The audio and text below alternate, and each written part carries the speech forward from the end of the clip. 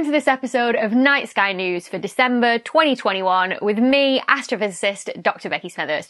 This is a show where we chat about what you should look out for in the night sky in the next few weeks, and we chat about what's been happening in space news in the past few weeks as well. There's chapter titles down here if you want to skip ahead to any specific news story, and any scientific research papers I mention will all be linked in the video description down below. So without any further ado, let's kick things off and start by looking up. Alright, so the observant among you will have noticed the beautiful trio of Jupiter, Saturn and Venus just after sunset, towards the sunset in the southwest if you're in the northern hemisphere, or the northwest if you're in the southern hemisphere. It's amazing to have three planets so close together on the sky. It doesn't happen very often, and the fact that they're all in this nice, neat line, all lined up, is a very nice reminder that the solar system, or the planets, they orbit in the same flat plane. So they all take the exact same path through the sky, and it's the same path that the sun will take through the sky, and the moon roughly as well. Speaking of the moon, earlier this month on the 7th and 8th of December, the Crescent moon, or what I like to call the toenail moon, also joined this planet party, and I loved receiving all of your images of it on social media, so thanks to everyone who sent them in. It was wonderful to see this from all over the world. That will happen again on the 3rd and 4th of January as we come back round to the Crescent toenail moon phase. So if you missed it this time, you can catch it then. However, the planets are going to be a lot lower in the sky by that point, especially Venus. Venus is going to be really close to the horizon. So unless you have a flat horizon, like if you perhaps look out to the sea towards the west or something like that, you're not necessarily going to be able to spot this because there's going to be buildings or trees in the way, because you really only have around about a half an hour or so after sunset before Venus is going to set. And so by mid-January, we're not going to be able to see Venus in the evening sky anymore. Instead, it'll have come back around the other side of the sun, and we'll be able to see it in the morning sky instead. The exact same thing is going to happen to Saturn at the end of January as well. So make sure you catch this nice trio, this nice alignment of Jupiter, Saturn and Venus in the last 2 weeks of December while you still can. And while you're there, keep an eye out, or binoculars out, for Comet Leonard. Comet Leonard has surprised us all. It's ended up being the brightest comet of the year, but it's still not quite bright enough to be visible with the naked eye. So you are going to need at least binoculars or a telescope, or even just some form of camera to be able to pick out the faint light from this comet. Comet Leonard is pretty close to Venus right now, so it should be fairly easy to find on the sky, because all you have to do is find Venus, which is one of the brightest things in the night sky at the moment. The problem is that Venus is quite low in the sky as well, so picking out Comet Leonard, which is very faint, against that sort of residual glow of the sunset might make things a little bit difficult, especially if you're in the southern hemisphere. I think you lot will really struggle with this. I think those of us in the northern hemisphere are going to have the best shot at it. What you can do if you don't have binoculars or telescope is just try and take like a long exposure, like with your phone, with your smartphone, right? A lot of phones, like iPhones, have night modes that you can change from sort of a 3-second to a 10 up to a 30-second exposure. Your best bet's probably a 10 to 20-second exposure, and make sure you don't try and hold it because it will wobble. Prop it up against something like on the windowsill or out in your back garden or something like that, you know, that's going to hold it steady, and then set it going. And then hopefully in the image that you manage to capture, you should see that faint fuzzy glow of Comet Leonard's tail appear. It's going to get steadily lower towards the horizon as December goes on. So again, have a go at spotting this while you still can. Now, with Christmas coming up next week, I want everybody to be very, very careful not to confuse the International Space Station for Father Christmas's sleigh, because it can be very convincing to those who don't know that what they're looking at is the International Space Station. It's very, very bright, and it moves very fast across the sky. For example, in the UK, on Christmas morning at 10 to 7, 6:50 in the morning, the International Space Station will be passing almost directly overhead. So, you know, if there's any kids up at that time, you know, quite early probably, peering out of the curtains, wondering if they can catch a glimpse of Santa Claus's sleigh, right? You know, that could be very convincing to them, but it's actually the the International Space Station. The same is true for Toronto, Canada at 6:30 a.m. on Christmas morning, and for those in Melbourne, Australia at 10:30 p.m. on Christmas Eve as well. If you want to double check for your location whether the International Space Station is visible, I'll pop a link to this website in the description below. Looking past Christmas, on New Year's Eve, if you're an early riser, the crescent moon, the toenail moon, is going to be pairing up with a beautiful bright red Mars for about an hour or so before sunrise in the east. Look towards the glow of the sun. Again, if you're in the UK, look out for the International Space Station passing near them too at around about 7 a.m. Then looking forward into the new year, we've got the Quadrantids meteor shower peaking on the night of the 3rd, going into the morning of the 4th of January for all of those of us in the northern hemisphere. There should be around about 40 meteors an hour for those of you in the darkest of skies anyway, which means there should be, around about a shooting star every 2 minutes or so. The radiant, which is the place on the sky where all the meteors are going to appear to be coming from, is near the constellation of Draco in the north. So if you head outside once it's gone dark and face any direction but north, then you should be able to spot some meteors. Essentially, you ideally want to face south. So if you can remember all the way back to summer, south would be the direction in your garden that you face to sort of face the sun, right? Where the way that you would angle your chair so that you could sunbathe in the summer is the direction that you want to face to be able to spot these. Wrap up warm if you do decide to make a night of it. And if you can lie flat, that will make the whole process much more enjoyable to you're not craning your neck or anything like that, and you should be able to see a load of shooting stars streaking over your head. Alright, that's enough for looking up at the night sky. Let's come back down to Earth with a bump now and chat about what's been happening in space news in the past month.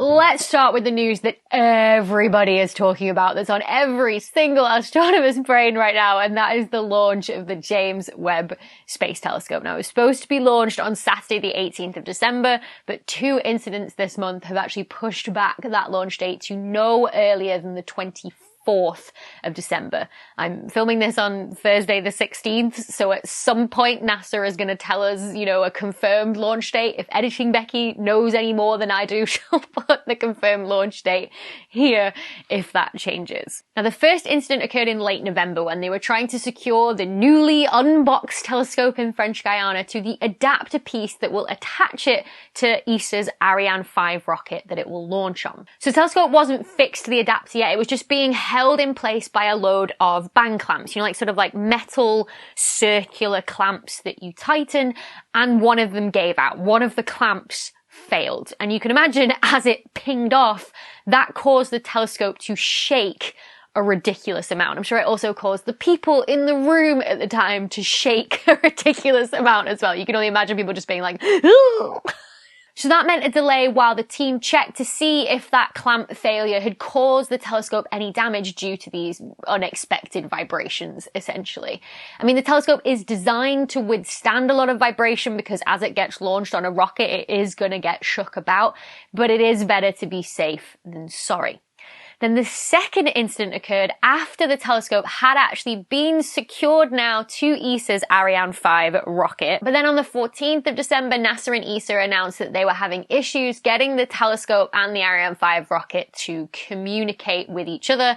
And once again, the launch would be pushed back while they figure out the problem. The telescope and the rocket have to communicate with each other because essentially once the rocket has launched the telescope into space, it has to jettison it out into space and the telescope has to be ready for that. So the two do have to communicate. I especially enjoyed this comment from James on my YouTube community post where I was telling people that this delay had happened. The idea that JWST would be speaking English and ESA's Ariane 5 rocket is speaking French is just a wonderful thing. So the launch has only been put back a few days, which, is not a lot in the grand scheme of things. And we want to be safe rather than sorry with this because we really only do get one chance with it. So everything has to be perfect. So I'm glad they're taking the time to do all of these checks. It just means that we have to be a little bit patient for a few more days yet. Let's stick with space missions for a minute and chat about NASA's Parker Solar Probe, which back in April 2021 flew closer to the sun than any man-made craft ever has before, coming within 8 million kilometers of the sun's surface. It actually passed through a part of the sun's extended atmosphere that we call the corona. So the corona is actually what you see during a solar eclipse, is sort of like a halo around where the moon is blocking the majority of light from the sun. And the weird thing about the corona is that counterintuitively, it's actually hotter than the surface of the sun. So the surface of the sun is around about 5,500 degrees Celsius, whereas the corona is 1,000,000 degrees. It's ridiculously hotter, and we don't know why, right? It's a stark reminder that there's a lot about the sun that we still don't know. Hence the Parker Solar Probe mission. So the team announced this month that the data from that close pass earlier this year in April confirmed that the probe did go through the corona. They saw the conditions recorded by the probe change completely. The magnetic field spiked and the particles in the corona were moving because of that magnetic field as well. Essentially, the probe was completely surrounded by particles that were in the sun's extended atmosphere. And so we want to use data from these close flybys to answer questions like, why is the corona so much hotter? And how is the solar wind launched from this corona as well? The kind of solar wind that can be very damaging to Earth. If you want to know more about that, check out my recent video reacting to Tom Hanks's new film, Finch. It'll take time and a few more dives into the corona from the Parker Solar Probe. It should actually eventually get to within 7 million kilometers of the sun's surface in 2025. So there's still a lot of work to do, but I'm really looking forward to seeing the first results published from this mission. And when they do, I'll be explaining them right here on Night Sky News. Speaking of publishing results, I have some exciting news this month because my latest research paper was published as well. It's my 9th first author paper so far, which I wrote with Karen Masters at Haverford in Pennsylvania and the rest of the Galaxy Zoo team, and it's one that I am very proud of. Essentially, this one is all about how wrong you'll be if you use color as a proxy for the shape of a galaxy. I'm planning on doing a video in the new year explaining all about what we found, but if you want to check it out now, I'll link it in the video description down below as well. Next up is a piece of research that's linked to the Nobel Prize in Physics for last year, for 2020. If you remember, it was awarded to Andrea Getz and Reinhard Genzel for proving that at the center of the Milky Way is a supermassive black hole. I've made a video about it before. I'll link it, up here and down below as well if you want to check that out. Now this month, 2 new research papers have been released by the Gravity collaboration, including Reinhard Genzel, who won the Nobel Prize last year, with new images of the stars in the center of the Milky Way at greater detail than has ever been seen before. And to do that, they used the Very Large Telescope in Chile. They essentially combined the 4 separate telescopes into one giant telescope to get the greater detail in a technique known as interferometry. They managed to spot a brand new star that had never been seen before in images of the center of the Milky Way, which was very exciting. And then with all of the greater detail they got in these new images, what they were able to do was get better positions for each of their stars, which they could then use to better track their orbits. Tracking the orbits better gets you a much more precise measurement of the black hole mass that they're orbiting around. So the Gravity collaboration managed to refine their estimate of this black hole's mass to 4.3 million times the mass of the sun, with an error of around about 10,000 times the mass of the sun either side. Which is pretty good, right? That's only an error of about 0.25% on your measurement, right? If you compare that with our last best measurement that we had for the mass of the Milky Way's supermassive black hole from Andrea Getz's group using the Keck telescopes in Mauna Kea, they found that it was 4.1 million times the mass of the sun, but with an error of 600,000 times the mass of the sun either side. So it's a definite improvement in precision. What this kind of high precision allows us to do is test our different theories of gravity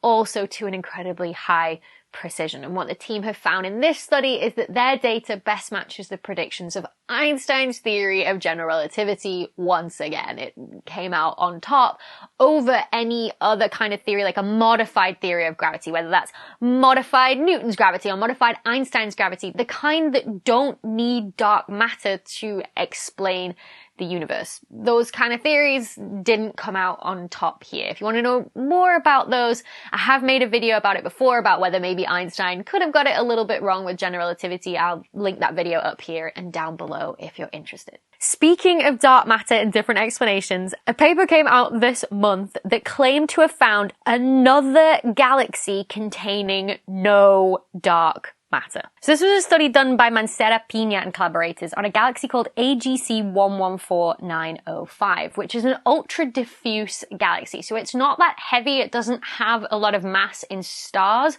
but still they're not clumped together like in normal dwarf galaxies, for example, but instead they're spread out over a huge area, so they're very diffuse. And there have been other claims before of ultra diffuse galaxies that don't contain any dark matter from Van Dokkum and collaborators in 2018, which are known as DF2 and DF4. Now, there have been many attempts to explain these dark matterless ultra diffuse galaxies before, one of which I actually covered on this channel about a year ago in November 2020's Night Sky News. It was a study that claimed that one of those galaxies, DF4, had been stripped of its dark matter through interactions with other galaxies, which is why it appeared not to have any. So that provided an alternate explanation for them being truly dark matter free, because a truly dark matter free galaxy would really rock the boat, right? Dark matter is needed when we try and simulate the entire universe forming to actually make matter clump together enough to give us the structure of the universe that we see around us and actually give us galaxies. Dark matter is also needed to explain how fast galaxies spin as well. To name but a few pieces of evidence, right, that we have for dark matter. Again, I've made a video about all the pieces that we've collected over the many, many decades of studying this. So to make that claim that you've found a truly dark matter-free galaxy, you need to be 100% sure. Now, Mancera Pina and collaborators have first looked at this galaxy, AGC 114905, back in 2019 as part of a bigger study on lots of ultra-diffuse galaxies. And they started to have suspicions about this galaxy back then because it was a little bit weird. It was a bit of an outlier. So to be 100% sure, they went back for a second look. They got some different data on this galaxy.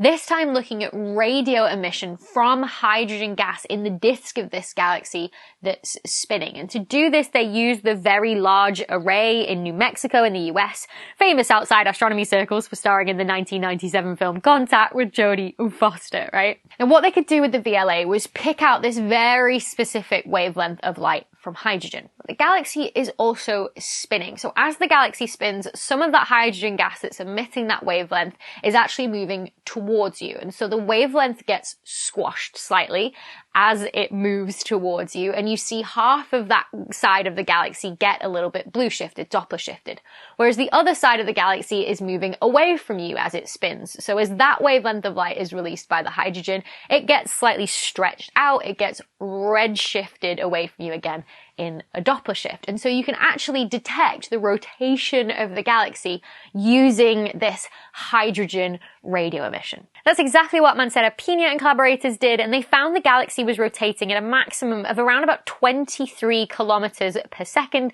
as you get right out to the outskirts of the galaxy. And you don't need dark matter to explain those rotation speeds. The mass in stars and gas in the galaxy alone is enough to explain it. So then, to explain their observations, they then turned to a different theory of gravity, one that doesn't need dark matter to explain the universe. It's called MOND, or Modified Newtonian Dynamics. It's essentially the main competitor to Einstein's theory of general relativity.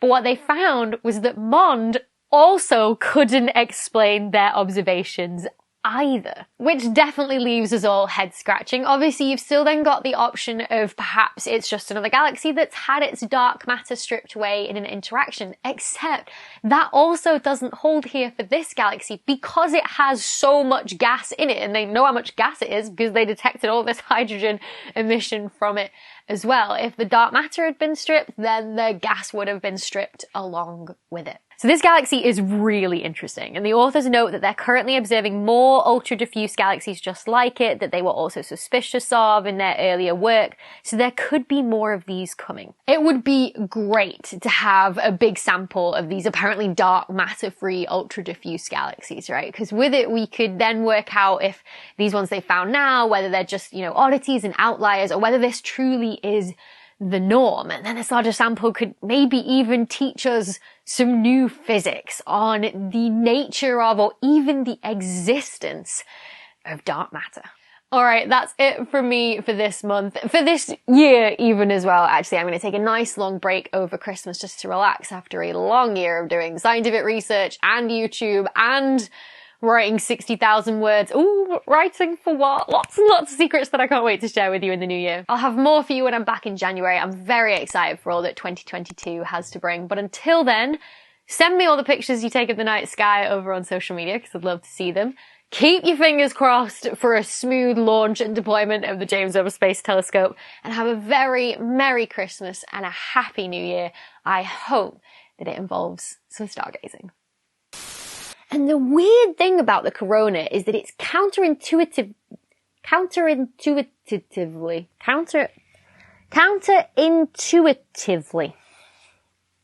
ugh, say that 5 times faster.